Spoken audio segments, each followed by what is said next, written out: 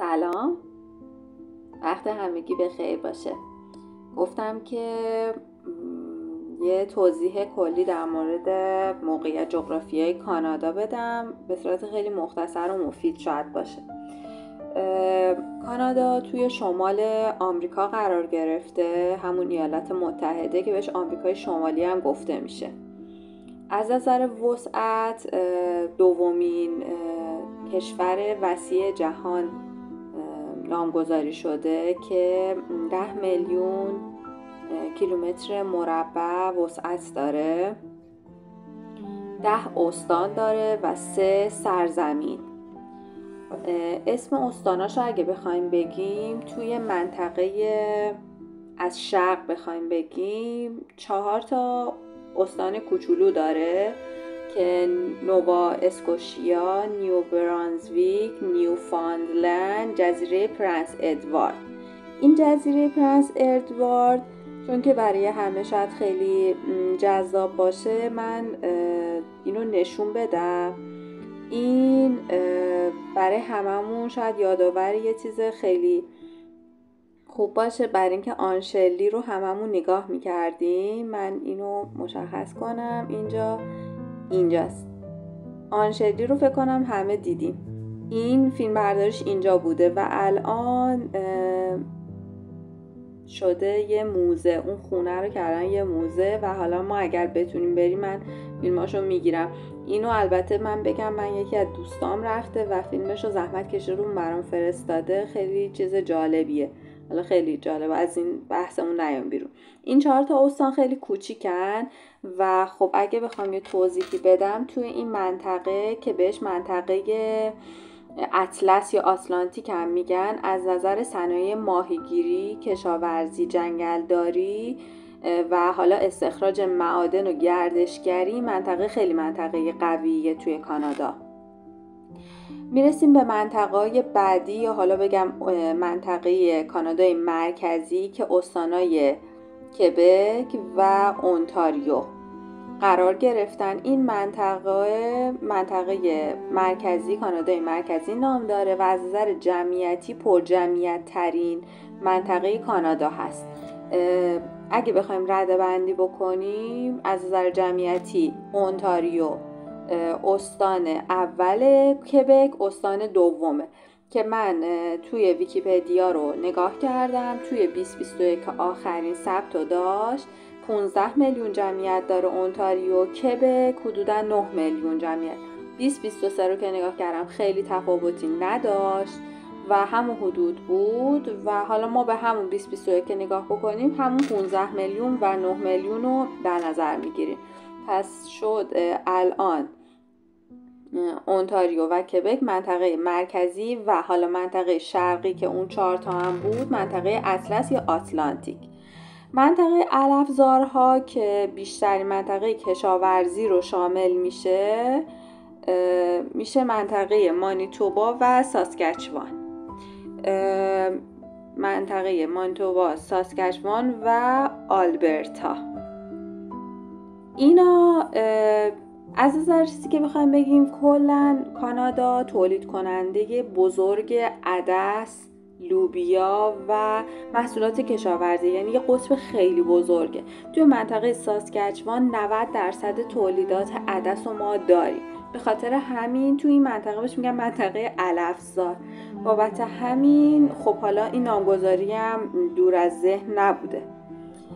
منطقه سوم یا حالا منطقه 4 در واقع، کرانه غربی میشه بریتیش کلمبیا که این منطقه است که بزرگترین شهر و حالا معروف ترین شهری که ایرانی‌ها خیلی میشناسنش ونکووره.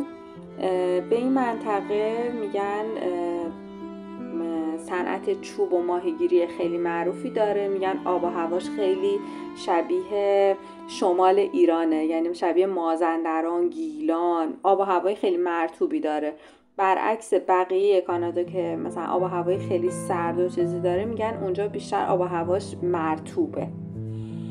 خب 3 تا سرزمینم توی شمال داره که اینجا دارید میبینیدش. این 3 سرزمین که من حالا شناخت خیلی زیادی در موردشون ندارم، ولی الان توی سرچایی که داشتم میکردم متوجه شدم 3 سرزمین توی علاوه بر اون 10 استانی که خیلی معروفن توی اون بالا وجود داره.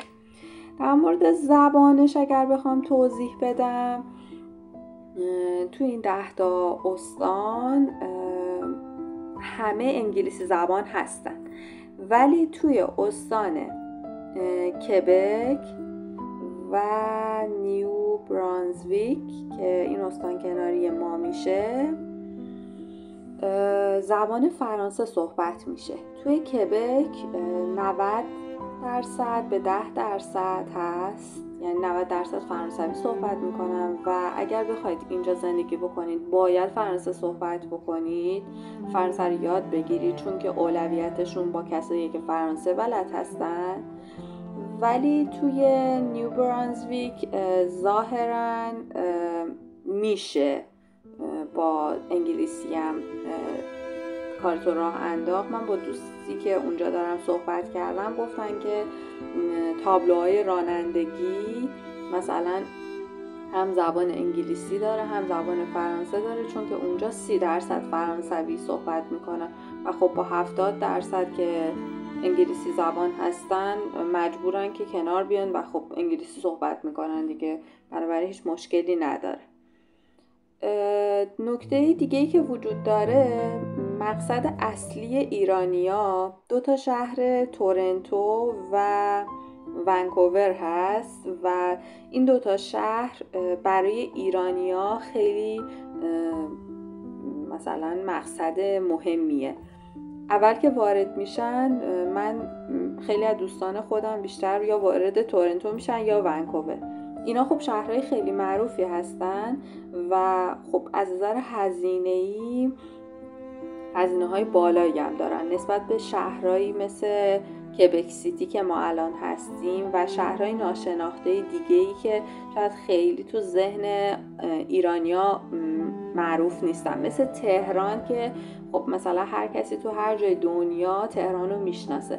ولی مثلا من بخوام یه شهری رو بگم که یه شهر کوچیک، حالا کوچیک نه مطرح نباشه، مثلا نمیدونم ماهشهر، مثلا ماهشهر رو شاید هر کسی نشناسه، ولی خب از نظر شهریتی اون شهر شاید امکانات زندگی رو داشته باشه. حالا قابل مقایسه نیست، اینجا امکانات شهری واقعا مثل شهرهای بزرگه، ولی خب هزینه‌ای واقعا قابل مقایسه نیست. تورنتو و ونکوور خیلی هزینه‌های بالایی دارن، ولی شهرهای دیگه خب هزینه‌های پایین‌تری دارن و شما میتونید خیلی زندگی‌های بهتر داشته باشین. حالا من تحقیقاتی که دارم میکنم حتما پستای مفصلی میذارم که حتما هدف گذاری برای اومدن به کانادا اون شهرها نباشه. آدم میتونه یه شهرهای کوچیکتری رو انتخاب بکنه که هزینه‌های مناسبتری داشته باشه و خب بتونه اول با اونجا شروع بکنه، وقتی که ثبات بیشتری پیدا کرد جابجا بشه، اگرم نه جابجا نشه. خب آدم لزوما نباید تو شهرهای گرون زندگی بکنه. به هر حال امیدوارم که دوست داشته باشید و حالا من سعی میکنم از این ویدیوها بازم درست بکنم. ممنونم از اینی که گوش دادید.